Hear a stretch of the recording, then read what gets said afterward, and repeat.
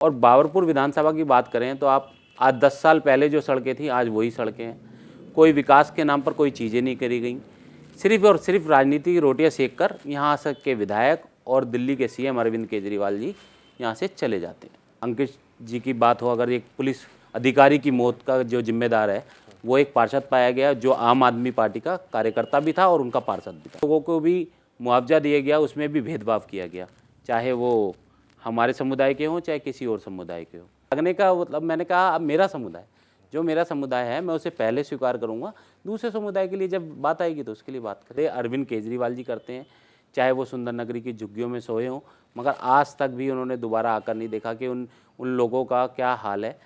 मगर आज जो दिल्ली के अंदर स्थिति है वो आप देखिए कि बिल्कुल विपरीत स्थिति है, अरविंद केजरीवाल के खिलाफ है। नमस्कार, आप देख रहे हैं द न्यूज़ 15 और मैं हूं आपके साथ केशव पांचाल। इस बार दिल्ली के चुनाव बड़े दिलचस्प हो चुके हैं। तारीखों का ऐलान हो चुका है। 5 तारीख को मतदान होंगे और 8 तारीख को नतीजे आ जाएंगे। इसके साथ ही सभी पार्टियों ने अपनी लिस्ट भी जारी कर दी है, लिहाजा कुछ नामों पर अटकलें लगी हुई हैं। आम आदमी पार्टी की बात करें तो 70 विधानसभा सीटों पर उन्होंने उम्मीदवार उतार दिए हैं। 12 सीटों पर बीजेपी का इंतजार बना हुआ है। इसके साथ ही कांग्रेस ने भी अपनी लिस्ट कई सीटों पर जारी की है। ऐसे में सवाल उठता है कि जो पार्टियां अपनी जीत का दम भर रही हैं उनमें ज़मीनी हकीकत कितनी है, और बीजेपी जिस तरह से लगातार शोर मचाकर इस बात को कह रही है कि इस बार परिवर्तन होने जा रहा है, उस बात में कितना दम है। हम हर विधानसभा जाकर आपको उस विधानसभा का हाल दिखा रहे हैं। इसके साथ ही आपने तमाम सांसदों और मंत्रियों के इंटरव्यूज़ इस चैनल पर देखे। अब इस बीच ये महत्वपूर्ण हो जाता है क्योंकि ज़िले की विधानसभा की हकीकत जो लोग जानते हैं और जो उससे भली बाकी वाकिफ़ हैं, उन लोगों से चर्चा करना बड़ा महत्वपूर्ण हो जाता है, क्योंकि हर जितनी जनता है वो बड़ी बाखूबी तरह से उन्हें जानते हैं। इसके साथ ही विधानसभा की जो ज़मीनी हकीकतें हैं और ग्राउंड लेवल पर जनता के मन में क्या कुछ कर रहा है, वो उस बात को आपको बहुत अच्छे से एक्सप्लेन कर देंगे। बेशक वो आपको एक तरफा नज़र आए। ऐसे जितेंद्र कन्वर साहब जो युवा हिंदू मंच के अध्यक्ष और बीजेपी के युवा नेता के तौर पर हमारे साथ विराजमान हैं, आपका बहुत बहुत धन्यवाद। बाबरपुर से क्या चल रहा है इस बार? गोपाल राय का किला ढहाने के लिए बीजेपी को कैंडिडेट नहीं मिल पा रहा? नहीं देखिए केशव जी, सबसे पहले तो मैं आपका धन्यवाद करता हूँ। और बाबरपुर एक ऐसी सीट रही है बहुत पुराने समय से जिसमें कार्यकर्ताओं और नेताओं की भरमार है। उसमें से पार्टी और संगठन को भी चयन करने में समस्या इसलिए आ रही है कि कोई भी कार्यकर्ता अछूता ना रह जाए। जो भी कार्यकर्ता जिसने काम किया है, और हमारा एक छोटे से कार्यकर्ता या बड़े से बड़ा कार्यकर्ता भी गोपाल राय को निश्चित रूप से हरा सकता है। तो पार्टी की इसमें चिंतन कर रही है कि किस वोट आधार पर, किस समीकरण पर हम अपने कार्यकर्ताओं को कैंडिडेट के रूप में उतारें। ये सीट की बात की जाए, बाबरपुर के इर्द गिर्द घूमते हैं हम। सबसे पहले मतलब हम बात करें, गोड साहब का गढ़ कहा जाता था। उसके बाद विनय शर्मा आते हैं। अब मौजूदा समय में एक दशक की बात करें तो गोपाल राय विराजमान है।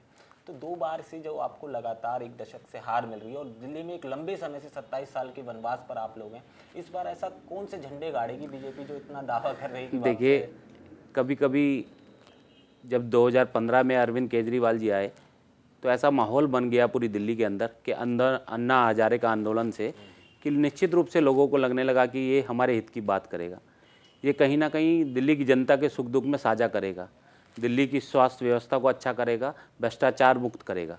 मगर आज 10 साल भी बाद जो 10 साल पहले स्थिति थी उससे भी दयनीय स्थिति इस अरविंद केजरीवाल ने और इसकी कैबिनेट ने कर दी है।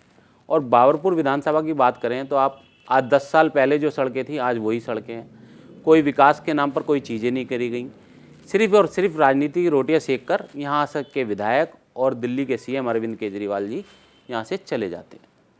ठीक है, आप एक संगठन चला रहे हैं इस समय, और पूरे मतलब दिल्ली की बात करें बड़ी ज़बरदस्त तरह से, हम दुर्गापुरी से लेके मतलब गोकलपुरी तक और इधर दिलशाद गार्डन तक घूम के आए तो आपका 2-4 पोस्टर लगे हर चौराहे पे हमें दिखाई देते हैं। ठीक है, पिछली बार जब 5 साल बीते काल में, हम भूतकाल में थोड़ा सा जाते हैं, तो हमने जब चुनाव देखे तो हमने देखा दिल्ली का हर कोने पर प्रदर्शनकारी बैठा हुआ था, जिसकी वजह से बीजेपी कहती है कि थोड़ा सा लॉस भी हुआ। मगर एक सीट जो इस आंदोलन के बीच में से निकाली वो गोंडा की थी, जहां से अजय मावर आते हैं। मगर कहा जाता है जो सबसे ज़्यादा दंगों में नुकसान हुआ वो बाबरपुर सीट का हुआ। बाबरपुर सीट ने बहुत कुछ खोआ उस समय, और बहुत कुछ ऐसा हमने देखा जो हमें देखने लायक तक नहीं था उस वक्त। उस पूरी घटना का जिम्मेदार आप किसे मानते हैं? देखिए, आपने भी देखा और पूरी दिल्ली क्या पूरे भारत ने देखा कि एक आम आदमी का पार्षद उसमें लिप्त पाया गया और अपनी छत से गुलेल से उन्होंने पथराव गोलियां चलाकर, अंकित जी की बात हो, अगर एक पुलिस अधिकारी की मौत का जो जिम्मेदार है वो एक पार्षद पाया गया जो आम आदमी पार्टी का कार्यकर्ता भी था और उनका पार्षद भी था। और आज की डेट में बाबरपुर में ये चीज़ सभी जनता जानती है कि इसका दोषी सिर्फ केजरीवाल है और आम आदमी पार्टी है, और उसका जो नुकसान है वो पार्टी या उनका कैंडिडेट कभी भी भरपाई नहीं कर सकता। आप देखिए, जितने भी हमारे यहाँ पर मौतें हुई या जितने भी हमने लोगों को गंवाया, आज उनके घर में उनकी सुध-बुध लेने के लिए अगर कोई जाता है तो भारतीय जनता पार्टी के लोग जाते हैं। जिन लोगों को भी मुआवजा दिया गया उसमें भी भेदभाव किया गया, चाहे वो हमारे समुदाय के हों चाहे किसी और समुदाय के हों, उसके अंदर भेदभाव कर कर अरविंद केजरीवाल की पार्टी ने इसमें काम किया है। अगर आपको ऐसा लगता है कि कपिल मिश्रा उस समय मौजपुर चौराहे पर आकर प्रदर्शन में ना बैठते तो ये सब कुछ ना होता? नहीं, अरविंद केजरीवाल जी की पहले से सुनिश्चित योजना थी, या हम कहें कि एक योजना उन्होंने पहले ही तय कर ली थी कि दंगा होना तो निश्चित था, चाहे उसमें कपिल मिश्रा जी आते, चाहे जितेंद्र कंवर जाते, चाहे जय भगवान गोयल जी जाते, चाहे कोई हिंदू नेता कोई भी जाता, वो ये जो दंगा होना था ये निश्चित से था। ये अगर जैसे बाबरपुर से टिकट में 2-4 नाम आगे चल रहे हैं बीजेपी की, हम नाम नहीं ले रहे, मगर जितेंद्र कन्वर को कष्ट नहीं होगा कि कांग्रेस से एक व्यक्ति आता है और उसे कुछ ही महीने में टिकट मिल जाती है, तो ये कहीं ना कहीं टीस नहीं होगी? नहीं, बात देखिए, ये पार्टी का निर्णय है, संगठन जो तय करेगा। हम लोग सब उसी के पीछे चलने वाले लोग हैं और हम बचपन से ही स्वयंसेवक रहे हैं, पार्टी के साथ चले हैं और निश्चित रूप से जो भी पार्टी हमें आदेश करेगी हम उसके साथ रहेंगे। ये दिल्ली तो इतना मतलब नेशनल कैपिटल कह लीजिए और इतना ज़्यादा मतलब बेहतर पुलिस व्यवस्था और सारी चीज़ें, इसमें ना हिंदू मुस्लिम सौंदर्य इतना ज़बरदस्त आप देखें, ठीक है वो थोड़ा सा बीच में बिगड़ जाता है कभी कभार, मगर उत्तर प्रदेश में हमें समझ आता है हिंदू मुस्लिम वोट बट गया और ये सारी चीज़ें कर ली, मगर आप जैसे संगठन दिल्ली में क्या एग्जिस्ट करते हैं? नहीं, देखिए, हम यहाँ पर सबका साथ और सबका विकास की बात करते हैं, मगर कहीं ना कहीं हम अपने हितों के लिए भी, अपने समुदाय के लिए भी अपनी प्रायोरिटीज़ को तय करते हैं कि हमारे समुदाय को भी कहीं ना कहीं एक उचित स्थान और उचित जगह मिलनी चाहिए। हम किसी समुदाय के खिलाफ नहीं जाते हैं, मगर हमारे हितों का अगर हरण होगा तो हम उसके लिए निश्चित रूप से लड़ेंगे, चाहे वो कोई समुदाय हो चाहे कोई व्यक्ति विशेष हो। नहीं तो ये जिस तरह से हिंदू युवा संघ दंगों में कितने हिंदुओं को बचा पाया? नहीं, देखिए, बचाने की बात करें तो हम तो ज़मीन पर थे, जहाँ हमारे हिंदू भाई पीड़ित हुए उनके लिए जो भी हम कर सकते थे हमने किया। पेशे से वकील हैं, आपने कितने हाँ, लीगली एडवाइस करा? हाँ, लीगली अगर हमारे यहाँ हिंदू परिवारों में जिसमें कुछ लोगों को ये समस्या आई लीगल की, हमने उनको मदद की और आज भी उनके केसेस चल रहे हैं। कुछ लोग बरी हो गए, कुछ लोगों को सज़ा हो गई, मगर उसमें कई मायने में पूरा संगठन लगा, सब लोगों ने उनकी जो भी मदद हो सकती थी उनकी मदद की। और ये सब चीज़ें जिस तरह से घूमी और इतना कुछ का सहा था सारी चीज़ें, क्या क्योंकि आप तो बेहतर तरीके से इन सारी चीज़ों को जानते हैं, कुछ लोग ऐसे आज भी मौजूद हैं जो निर्दोष हैं और आज भी जेल में बंद हैं? देखिए, ये होता है कि कभी कभी ऐसा होता है कि कुछ निर्दोष भी उसमें लिप्त हो जाते हैं, मगर उसके लिए निरंतर प्रयास हो रहा है। और अगर ये अछूता कोई रह गया होगा, वैसे मैं नहीं समझता कोई अछूता हमसे रह गया है, अगर रहा है तो उसके लिए हम प्रयास करेंगे। ये वही आप जहाँ बैठे हैं, ये वही रोड है, मौजपुर सोपटा रोड, जहाँ पर दंगे का नंगा नाच हुआ और एक तरफ नरसंहार हुआ और वहाँ पर हिंदू भाइयों के ऊपर अत्याचार भी हुआ। तो ऐसी जगह पर सब लोगों ने मिलकर इसकी आवाज़ उठाई और आज भी उन भाइयों के लिए हम आज आवाज़ उठाएंगे। मगर जितेंद्र भैया, हम ताहिर को तो इस दोषी नहीं ठहरा सकते बाबरपुर के लिए। ताहिर कहाँ बैठा था? बाबरपुर में दंगे हो रहे थे। मगर बाबरपुर में दंगे की शुरुआत हुई, आप इस बात को मानिए केशव जी, और बाबरपुर से ही नींव रखी गई इसकी। क्या कारण था कि बाबरपुर ही क्यों? क्या कारण था कि अजीत डोभाल जैसे व्यक्ति को बाबरपुर की गलियों में घूमना पड़ा? तो इसमें कोई चीज़ छुपी नहीं है कि यहाँ पर ही जो संक्षिप्त आदमी थे वो यहीं पर छुपे बैठे प्लानिंग कर रहे थे। अच्छा, तो आप कहते हैं कि शुरुआत उसकी यहीं से हुई? बाबरपुर से हुई। ठीक है, अब उसके बाद थोड़ा सा आगे आ जाते हैं। दंगे जैसे ही दंगों से उभरना शुरू करा हमने, वो कोरोना काल आया, हमने आपकी तस्वीरें देखी, आप खाना बांटते नजर आए हमें और वो फेसबुक भरा हुआ आपका मिला पूरा का पूरा। वो वाला भी बड़ा क्रिटिकल वक्त था।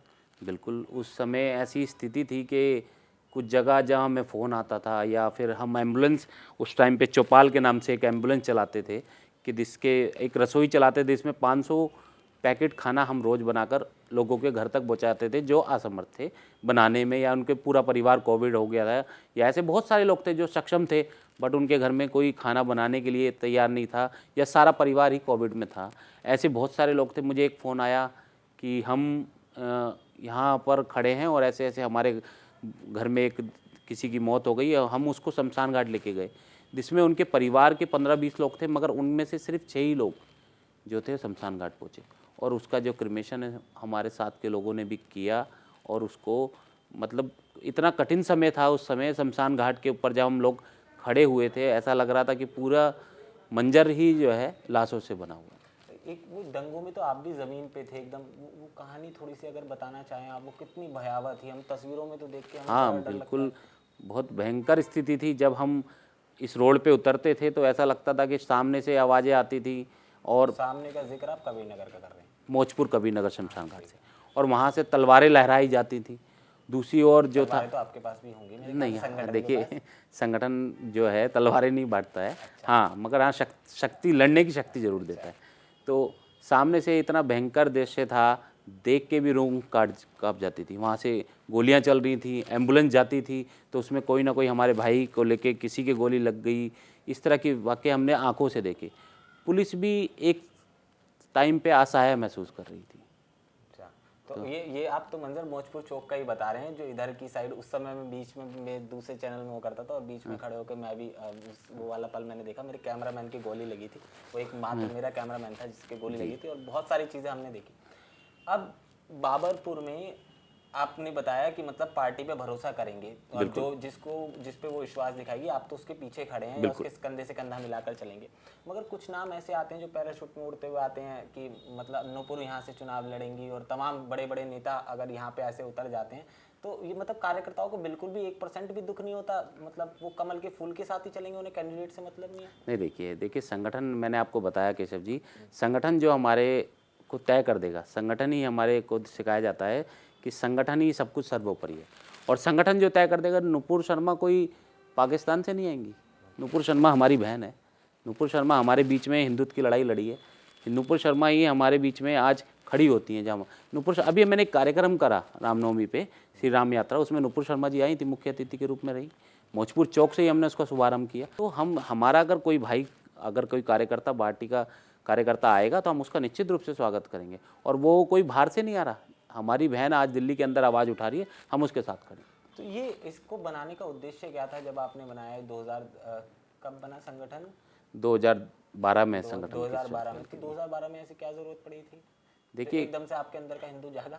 नहीं, देखिए, मैं कोई उस समय कोई पॉलिटिकल पार्टी में नहीं था, और आप ना 10 में आ गए थे पॉलिटिकल पार्टी में, राजनीति तो 2010 से शुरू करी आपने। स्वयं सेवक था। हाँ, अच्छा, कोई जिम्मेवारी पार्टी की नहीं थी, ठीक है। कोई पार्टी की जिम्मेवारी मेरे पास नहीं थी, और भारतीय जनता पार्टी से मेरा कोई डायरेक्ट कोई कनेक्शन नहीं था। तो जब उस समय पे हमें ऐसा लगा कि कहीं हमारे हिंदू भाइयों के साथ समस्याएं हैं, उनके साथ कहीं ना कहीं उत्पीड़न होता है, हमारे मंदिर बंद पड़े थे, हमारे यहाँ पर कई ऐसे मंदिर थे जिनके ऊपर किसी ने पार्किंग बना दी। यहीं आप सीमापुरी की बात करें तो किसी ने अपना मकान बना दिया, किसी ने अपने मंदिर के अंदर पूजा अर्चना करना बंद कर दिया, किसी ने मंदिर बेच दिया। तो ऐसी स्थिति हमारे सामने आई, और हम उन स्थितियों में बेझिझक अंदर घुस के उनके लिए लड़ाई लड़ी। और हम लोगों ने क्या लड़ी, सारे जमुना पार के जो युवा थे, उस युवा का ऐसा जोश था कि हम जब किसी भी चीज़ को ठान लेते थे कि अभी हिंदुत्व की बात करते थे तो सड़कों पे हज़ारों लोग आ जाते थे। और आपने भी देखा होगा कि चाहे गौकशी का मामला हो, चाहे मंदिर खुलवाने का मामला हो, चाहे पार्किंग हटाने का मामला हो, अवैध कब्जा हटाने का मामला हो मंदिर से, या पूजा अर्चना चालू कराने का हो, तो हज़ारों युवा सड़क पर आकर उसके लिए काम करते थे। ठीक है, ये सब चीज़ें हो गई। संगठन का आपने बता दी, वो नींव बड़ी मजबूत थी, सारी चीज़ें थी, सब व्यवस्थाएं थी। मगर सवाल ये उठता है ऐसे में, जो बड़ा सवाल है संगठन की जब बात हो रही है, आपके द्वारा बहुत सारे काम किए जा रहे हैं, समझ आता है, मगर आपको लगता नहीं एज ए एडवोकेट, और आप एकदम संपन्न परिवार से आते हैं, कि जो जैसे मुस्लिम संगठन हो गए या हिंदू संगठन हो गए, ये कहीं ना कहीं माहौल ख़राब करने वाली चीज़ें करते हैं? अगर ये ना हो तो कितना सुंदर व्यवस्थाएं हैं सारी। नहीं, ऐसा नहीं है। देखिए, अगर मैंने आपको बताया कि अपने समुदाय की बात करना कोई बुराई नहीं है। हाँ, दूसरे के समुदाय के लिए हमने कभी भी इस तरह से नहीं किया कि हम दूसरे के ऊपर आरोप प्रत्यारोप लगाएं, मगर अपने हितों के लिए और अपने संगठन के लिए, समुदाय के लिए खड़े हैं। तो ये तो आपके हितों की बात हुई, संगठन वालों के पास भी बड़ी बड़ी गाड़ियाँ आई, बड़े बड़े घर बने उनके। नहीं, ऐसा नहीं है। देखिए, संगठन अलग चीज़ है। कभी भी संगठन कुछ आपको देता नहीं है, सिर्फ आपसे लेता ही लेता है। चाहे आपका त्याग हो, समर्पण हो, समय हो, ये सब चीज़ जो है संगठन लेता है। और कोई भी संगठन हो, चाहे हमारा संगठन हो, चाहे उनका संगठन हो, ये चीज़ें आपको देनी पड़ती हैं, जब भी आप संगठन को खींच पाते हैं। तो ये नमस्ते सदा वत्सल है मातृभूमि वाला 2010 में कहाँ से मतलब जागा एकदम ही कि हमें ध्वज प्रणाम करना है? नहीं, देखिए, मैं पुराना ताल्लुक़ रहा हमारा कि भाजपा से और संघ से, तो हम निश्चित रूप से उसी विचारधारा में पले बढ़े, तो हमने भी उसी विचारधारा को अपनाया और हमें अच्छा लगा तो हमने अपनाया। तो ये 2-4 मुस्लिम लोगों की मदद हो गई संगठन से? नहीं, बिल्कुल कभी नहीं, कभी नहीं? कभी नहीं। तो मतलब आइडियोलॉजी एकदम सेम है? आइडियोलॉजी पार्टी की अलग हो सकती है, मगर मेरी आइडियोलॉजी ये है कि अपने समुदाय के लिए काम करना है और समुदाय को आगे बढ़ाना है। तो फिर ये आप गोड साहब वाली बात कर रहे हैं, वो एक बहुत पुराना किस्सा मुझे याद आया कि गोड साहब के पास एक कभी नगर का व्यक्ति गया और उन्होंने कहा गोड साहब सबकी गलियां बन गई, हमारी गली नहीं बनी। तो उन्होंने कहा मुझे वोट ही नहीं मिला आपके यहाँ से, तो मैं गली क्यों बनाऊं? नहीं, तो देखिए, आगे जाके अगर भविष्य में ऐसे समीकरण बनते हैं तो ये जवाब आपका भी होगा? नहीं नहीं, मैंने आपको बताया अपने समुदाय के लिए, मगर मैंने अब कहा कि अगर राजनीतिक दृष्टि से आप देखेंगे तो विकास तो बाबरपुर अंदर का तो होगा। आपके वही जाग रहा है ना बार बार? नहीं नहीं, ऐसा नहीं है। देखिए, जागने का मतलब, मैंने कहा अब मेरा समुदाय, जो मेरा समुदाय है, मैं उसे पहले स्वीकार करूंगा। दूसरे समुदाय के लिए जब बात आएगी तो उसके लिए बात करें। ये ठीक है। ये जमुना के इधर की तस्वीरें हम देखते हैं जितेंद्र भैया, और हम फिर जमुना को पार कर देते हैं। ये दो तस्वीरें अलग हमें हमेशा से दिखाई दी हैं। जब से हमारा जन्म हुआ हमने दो अलग अलग तस्वीरें देखी। जैसे ही हम जमुना के पार करके उधर की तरफ जाते हैं तो पूरी एकदम चकाचौंध वाली दिल्ली, जैसे कि सपना अरविंद केजरीवाल ने दिखाया, बीजेपी की मदन लाल खुराना ने दिखाया, शीला दीक्षित की, वो वाली हमें दिख जाती है। मगर जैसे ही हम पार करते हैं हमें पीने के पानी तक के लिए लाले पड़े हुए हैं। इसके बाद सड़कें आप देख लीजिए, वो झुग्गी, उसके बाद मेरे ख्याल से एक आध झुग्गी में तो आप भी सोए होंगे, पार्टी ने जिम्मेदारी दी होगी। तो चुनावों में आप ये वाले मुद्दे उठाते हैं, 5 साल तक आप चले जाते हैं, दिक्कत जनता को यहाँ है। नहीं, देखिए, हम निरंतर अगर कोई काम करता है, पार्टी भारतीय जनता पार्टी इन बस्तियों में, झुग्गी बस्तियों में काम करती है। वो वादे अरविंद केजरीवाल जी करते हैं, चाहे वो सुंदर नगरी की झुग्गियों में सोए हों, मगर आज तक भी उन्होंने दोबारा आकर नहीं देखा कि उन लोगों का क्या हाल है, उनकी सुध-बुध लेने के लिए नहीं आए। दूसरी बात क्या है कि जमुना पार में यही दंगे की वजह से जो कारण था कि जो अरविंद केजरीवाल जी की जो योजना से करे गए दंगे थे, उसके अंदर आपने देखा होगा कि आप भी केशव जी यहीं रहते हैं, तो सारी परिस्थिति आप मुझसे बेहतर जानते हैं। समस्या सिर्फ जमुना पार नहीं है, समस्या ये है कि उनको ये लगता है कि इन लोगों को तो हम सिर्फ भगाकर फुसलाकर अपना वोट बैंक बना सकते हैं। तो वही काम तो आप कर रहे हैं। आपने 2100 रुपये की, केजरीवाल तो 2100 रुपये दे रहा है महिलाओं को, बस से फ्री कर दी। सीसीटीवी आपके घर के पास भी 2-4 लगा दिए होंगे राय साहब। नहीं, देखिए, घोषणा करना और वो राशि देना, दोनों में फ़र्क है। आज इन्हीं के जो आम आदमी पार्टी के जो सदस्य हैं या इनके जो मस्जिद के मौलवी हैं, वो बोल रहे हैं कि 17 महीने से तो हमें नहीं मिला। तो आपको दे तो रहे हैं 18,000 रुपये? नहीं दे, मैंने आपको कहा केशव जी कि अब उन्होंने कर तो दी हाँ, घोषणा नहीं, घोषणा देखिए, हमारा मैनिफेस्टो जो आएगा वो पार्टी जो तय करेगी, वो मैनिफेस्टो होगा, मगर घोषणा करना और देने में फ़र्क है।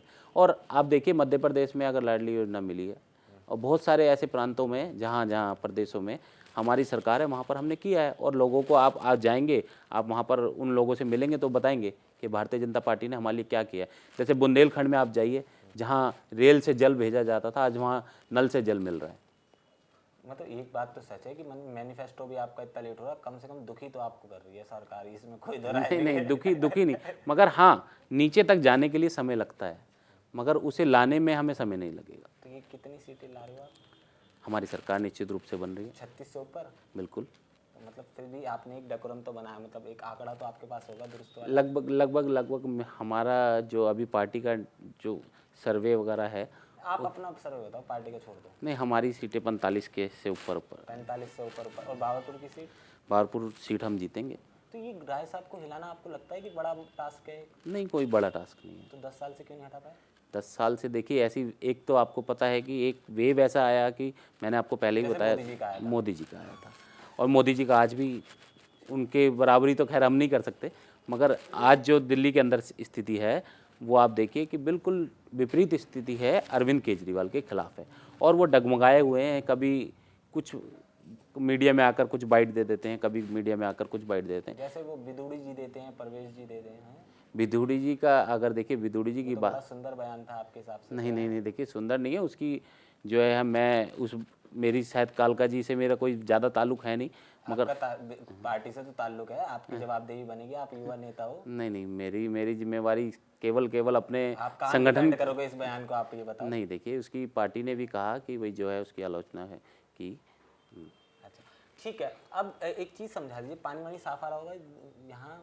आप चलिए देखिए, मेरा एक अभी मैं अपने फ़ोन से आपको इंस्टा की एक वीडियो दिखाता हूँ जिसमें 5 मिलियन व्यूज़ है। पानी की स्थिति आप देखिए कैसी है, कोका कोला वाटर आता है। तो फिर ये, और ये कैमरे वैमरे तो कह रहे हैं, खुद कैबिनेट मंत्री आपके यहाँ से विधायक है, तब भी विकास नहीं हो पा रहा। नहीं, आप देखिए अरविंद केजरीवाल जी ने खुद स्वीकार किया कि हाँ, मैं पानी की स्थिति ठीक नहीं कर पाया दिल्ली के अंदर, और उसी के कुछ दिन बाद, 2 दिन बाद आकर वो नल के नीचे हाथ लगाकर पानी पी लेते। तो कहीं ना कहीं कन्फ्लिक्ट है, या तो वो ठीक कर दिया या नहीं किया। तो ये खुद ही अरविंद केजरीवाल जी हमें बता ही नहीं पा रहे हैं कि ठीक हुई है दिल्ली की स्थिति, या तो सिर्फ अपने जो मंत्री हैं उनके घरों के नल का जल ठीक आ रहा है। ये एक चीज़ और समझा दो आप, छोटी सी, क्योंकि आप राजनीति को बड़े बारीकी से समझते हैं। जिस तरह से स्वाति मालीवाल के साथ पूरा प्रकरण हुआ, आज वो इनडायरेक्टली आपके समर्थन में नजर आती हैं, तो उससे भी थोड़ा सा फायदा मिल जाएगा आप लोगों को। देखिए, महिलाओं की बात तो भारतीय जनता पार्टी शुरू से करती है ये, और आपने देखा होगा कि हमारे ज़िले में भी है, जैसे एक सीमापुरी सीट से एक कैंडिडेट हैं जो महिला को चुना गया, और पूरी दिल्ली के अंदर लगभग इसमें कुछ सिलेक्शन कर कुछ मापदंड से उन महिलाओं को कैंडिडेट भी बनाया जा रहा है। दूसरी बात, महिलाओं की अगर बात करें तो सिर्फ भारतीय जनता पार्टी है जो महिलाओं के लिए काम करती है। तो इस संगठन, स्कूल भी तो बड़े दुरुस्त करे केजरीवाल ने।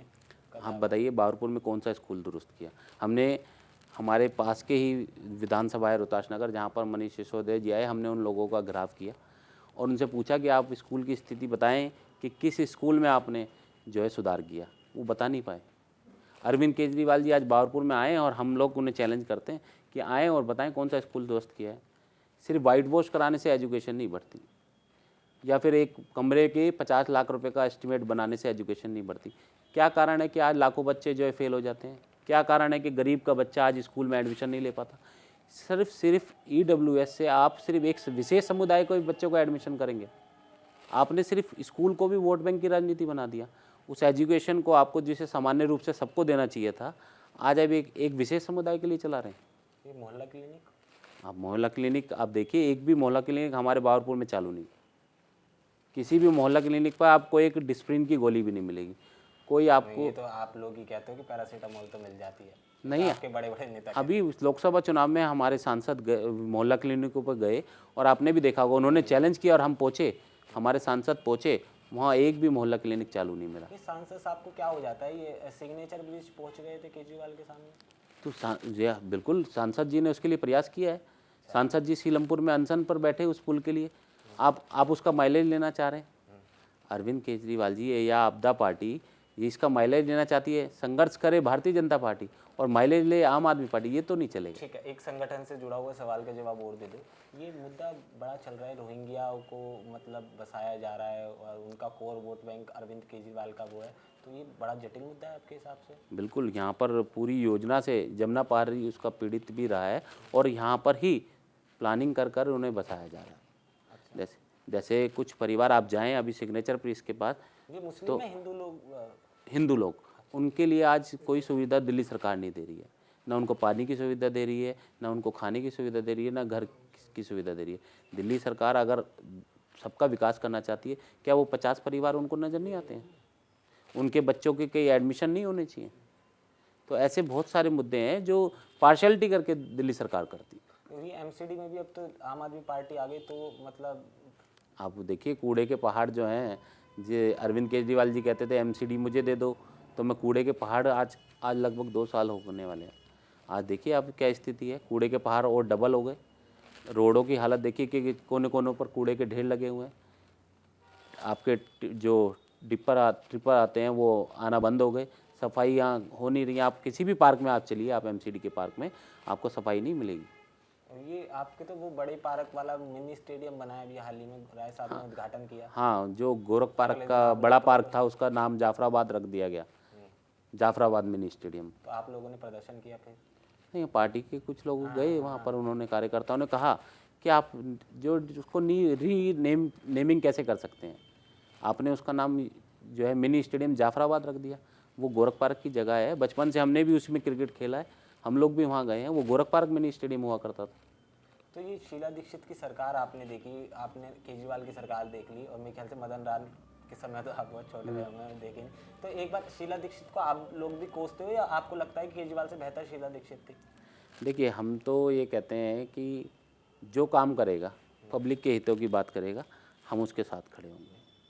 तो विधायक नरेश गौड़ बढ़िया, विनय शर्मा बढ़िया, या नरेश गौड़ जी ने देखिए सन 1993 से नरेश गौड़ जी ने जो इसकी जब से विधान सूरत बदली है बाबरपुर की, तो यहाँ पर कोई कांग्रेस या आम आदमी पार्टी नहीं कर पाई जो नरेश गौड़ जी ने यहाँ पर कार्य किया। एक सबसे अहम सवाल और सबसे आखिरी, आपको लगता है कि जहां हम बैठे हैं, एक लंबे समय से हम बाबरपुर बाबरपुर बाबरपुर बोलते आ रहे हैं, आपको लगता है ये नाम सही है, बाबरपुर होना चाहिए? जिस तरह से अजय महावर ने मांग उठाई विधानसभा में कि इस विधानसभा का नाम बदलना जाना चाहिए, आपको लगता है बाबरपुर का नाम बदलना चाहिए? बिल्कुल, हम तो शुरुआत से कहते हैं कि इसका नाम या तो परशुराम नगर हो जाए, या नानकपुर हो जाए, या किसी भी फ्रीडम फाइटर के नाम पर इसका नाम होना चाहिए।